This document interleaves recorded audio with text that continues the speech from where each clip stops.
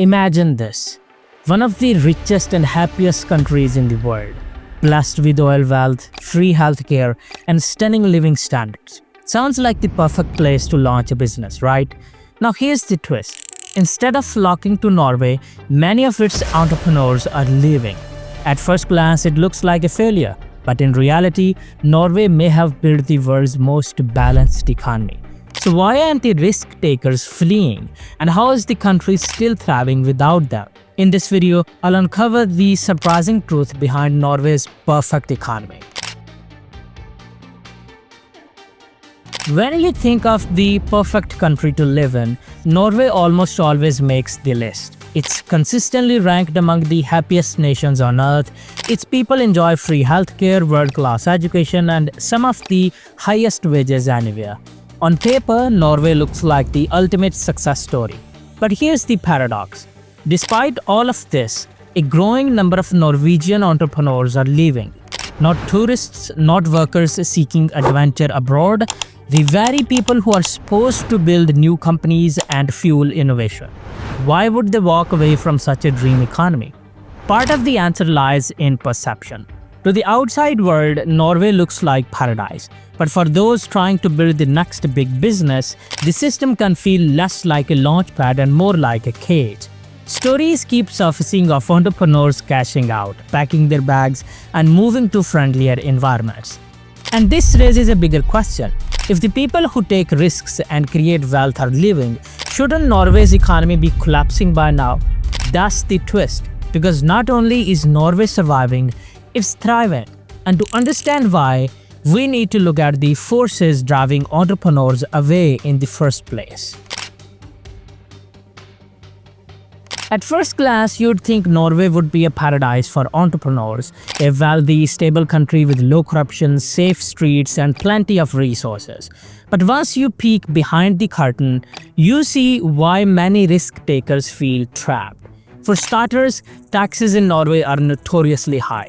We are not just talking about income tax, but also wealth tax, inheritance tax, and strict capital gains rules. In other words, the more you succeed, the more the system seems to take away. For someone building a startup, it can feel like you are punished for winning. Then there's the cultural mindset. Norway's system is built to reward security, equality, and stability, not risk and disruption.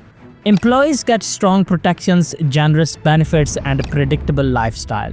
Entrepreneurs, on the other hand, often feel like outsiders in a society that doesn't celebrate extreme wealth the same way the US or Silicon Valley does. The result, many innovators look across the border to Switzerland, the UK, or even the US for places where risk is rewarded and fortunes can grow faster. But here's where the story takes an unexpected turn. The very rules that push entrepreneurs out are the same ones that turned Norway into one of the world's richest and most stable economies. So, how does a country thrive while losing the very people who usually fuel innovation? To answer that, we need to uncover Norway's hidden engine of wealth. So, if entrepreneurs aren't the main drivers of Norway's prosperity, what is? The answer lies in something far bigger than individual companies, a system that quietly reshaped the entire nation's future. That system is the Norwegian Sovereign Wealth Fund. Built on decades of oil and gas profits, it has grown into the largest sovereign wealth fund in the world, now worth well over $2 trillion. Imagine this, for every single Norwegian citizen, there is essentially a six-figure fortune invested in their name.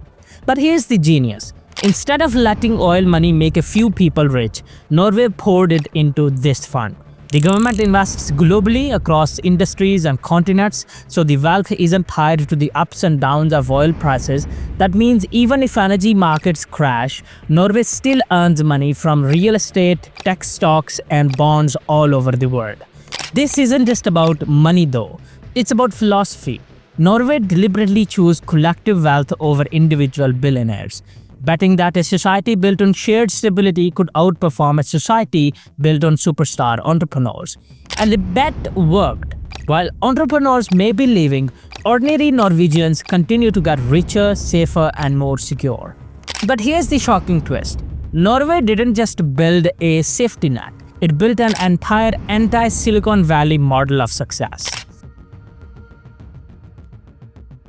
When you think of innovation hubs, you probably picture Silicon Valley, London, or Singapore, places where billionaires are made overnight and risk-taking is celebrated.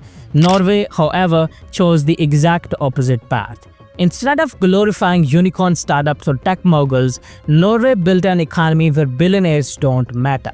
In fact, the country has relatively few of them compared to its size and wealth. That's because its system deliberately redistributes success, ensuring that prosperity is shared across society rather than concentrated in a handful of hands. This anti-Silicon Valley model flips the traditional script. Where the US measures success in billion-dollar valuations, Norway measures success in low poverty, high equality, and recession-proof stability. The goal isn't to create the next Elon Musk, it's to make sure that every ordinary Norwegian enjoys a good life, regardless of whether a startup succeeds or fails. Of course, this model isn't perfect. It frustrates entrepreneurs who feel stifled by taxes and regulation. But here's the paradox. While the individual risk taker may lose, the nation as a whole wins. Norway has designed an economy where no single business can make or break its future. And this brings us to the big question. If entrepreneurs keep leaving, can Norway still be called the perfect economy? So here's the final twist. Norway's so-called problem of losing entrepreneurs hasn't broken the country at all. In fact, it may be proof that Norway has built something unique, an economy designed not for billionaires, but for everyone else. By channeling oil wealth into a trillion-dollar fund, enforcing high taxes, and prioritizing equality, Norway created a system that is remarkably resistant to global shocks. While other nations rise and fall with financial bubbles or housing crashes, Norway keeps humming along.